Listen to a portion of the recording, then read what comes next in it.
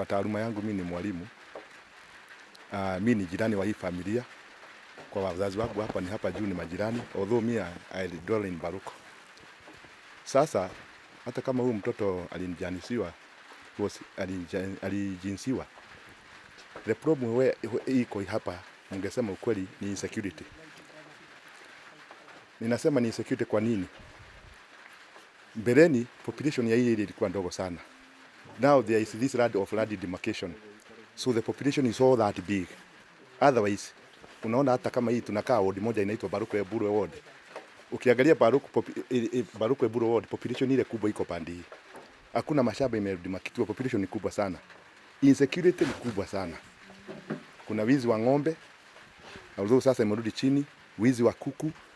In fact, wacha nikuambie, bangi, muguka imejaa Baruko. Hao majangili wote walifanya hii kitendo, si wa ile Kasabara, ni wa Baruko. What they do, unaona reli kutoka hapa kwenda Baruko, something to do almost 2 km, not 2 km. Saa hizi jioni ukienda, isipokuwa kama sasa waliona kuna mambo walifanya, wanakaa hapa juu ya reli, wanapanga line pale. And we usually report this case to our chief, not madam chief, senior chief. Tunamwambia mambo ya hii ukora. Nothing is taken. Nothing, hakuna step wanafanya. Polisi wale wako wapi? Kiongororia. Imagine something to do with 7 km, not 7, more, it's about 10 km from here to Kiongororia. Polisi wale wanalida area wanakaa huko. Sasa hata kitendo gani kifanyika, nini tutasaidika? Hakuna. Mambo ya kusema hata ikichaka wenyewe tuharibu, hakuna haja ya kwenda kukata miti ya wenyewe, because forest hata ni ya maana. What we need it is security. Hizi dawa za kulevya zimejaa Baruko, mpigana hata saizi ukifanya jioni saizi wazee hapo wanateremka Baruko. In fact wote wamepanga laini, wanaenda kwa Mukida pombe. Kuna Sodom, you know about biblical Sodom and Gomorrah. Ili inaandikwa vizuri, we have security, imeandikwa Sodom. What do we mean by that? Mnajua kitendo ilikuwa inatendeka Sodom Gomorrah. Sio ndio mambo ya sodomy, homosexual. Na imeandikwa hivyo, inauzwa muguka, kila kitu, jangili yote inakaa hapo. Otherwise area ya Baruko ndio imesababisha hii kisa hii yote. Ba ni nyingi hata kuliko kanisa. Ba. Sijui nani anapea hii watu barua. Wanapewa barua, wanaweka ba kila pahali, wine and spirit. Unashindwa hata hii pesa inatoka hapa, inatoka wapi? Hiyo ndio imeleta shida hapa, kuna kitu kingine. Wametuharibia hapa kabisa. Majina naitwa Saveli Wakaba, mkaaji wa eneo hii. Baba na mama yake Josephine tunakaa karibu sana na wao, marafiki wangu. Tunakaa karibu sababu kwetu ni hapa tu karibu tu. Kama mwendo wa lisali moja, that minutes tunaweza kuwa umefika hapa kwao. Mtoto wetu Josephine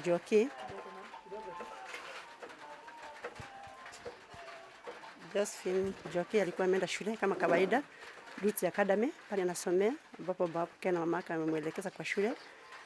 Na wakati alikuwa narudi nyumbani, ndio hakufika kama vile mwanzo amesema hapo mbele, hakuweza kufika nyumbani kwa masaa yale anafikaga, sababu huwa anafika hapa nyumbani saa 11. Na hapo mama na baba wakaona mtoto hajafika. Mama akachukua hatua, kaenda mpaka Baruko kumwangalia, akamkosa tena, akarudi mpaka hapa nyumbani, akakuta mtoto hayuko. Ndio akaanza mambo ya kuita wazazi wachache, pia wakaweza kupiga duru, na ikaamkwa na watu wengi, wakaweza kufika na wakaanza kutembea hapa chini tu hapa kwa railway, wakiwa watu wengi sana. Ndio wakaanza kutafuta mtoto, wakampata pale tu alikuwa amelazwa kwa kichaka iko hapa kwa jirani yetu. Tungeomba tu hiyo kichaka iweze kufyekwa, sababu si hata miti ya kusaidia watu, ni hizi miti za kuni tu. Hiyo tungeomba tu serikali iingilie, na hata wafanyikazi wa televisheni, hiyo kichaka iweze kufyekwa mara moja. Ni kwa sababu hata wamama, hata watoto wakida Lled Secondary School, itakuwa hatari kwa wao. Kwa hivyo tungeomba kama wazazi wa hapa tuweze kufyekwa hiyo kichaka mara moja yawezekana.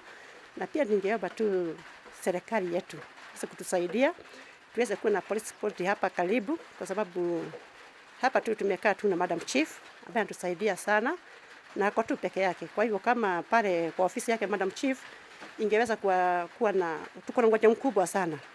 Wakati mwingine ilipitishwa tuwe na police post, lakini haikuweza kufanyika.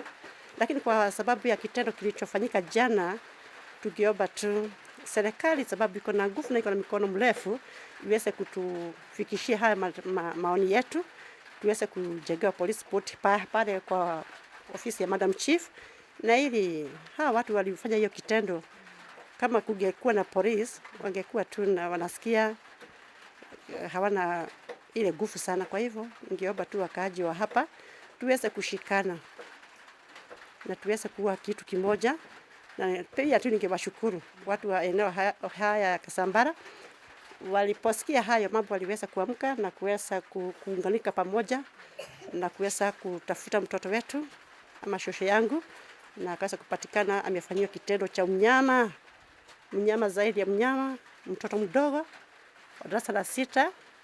Kwa hivyo ningeomba tu serikali itusaidie kuweza kuwafikia hao waliweza kufanya hiyo kitendo, sababu tuko na uchungu sana. Tungeomba tu mtusaidie sababu mko na nguvu, serikali iko na nguvu. Kwa hivyo yangu ningeweza kufikisha hapo labda. Akona miaka 12 years, ako darasa la 8 la 6 grade 6. Yeah. Yes. Ndiye ya kwanza wa kijana wako hapa, first born. Lakini kuna kingine kadogo almost 6 months hapo. Yeah. Tumepoa.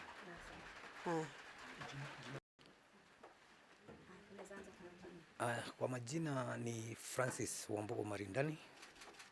Jasmine ni mtoto yangu ya kwanza, kwa na miaka 12. Mtoto niliyekuwa nimependa sana, lakini jana Mungu akampenda zaidi. Mi kile kitu niko nayo ama kilio changu ni